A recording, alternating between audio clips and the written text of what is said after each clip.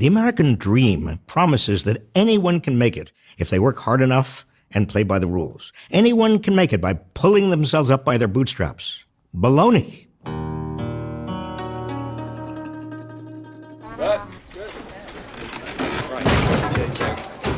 The truth is, in America today, your life chances depend largely on how you started, where you grew up, and how much your parents earned. Everything else, whether you attend college, your chances of landing a well-paying job, even your health, hinges on this start. So as inequality of income and wealth is widened, especially along the lines of race and gender, American children born into poverty have less chance of making it. While 90% of children born in 1940 grew up to earn more than their parents, today only half of all American adults earn more than their parents did. And children born to the top 10% of earners are typically on track to make 3 times more income as adults than the children of the bottom 10%. The phrase pulling yourself up by the bootstraps itself is rubbish. Its origins date back to an 18th century fairy tale, and the phrase was originally intended as a metaphor for an impossible feat of strength. Other countries understand that the family you're born into, as well as the social safety nets and social springboards you have access to, play large roles.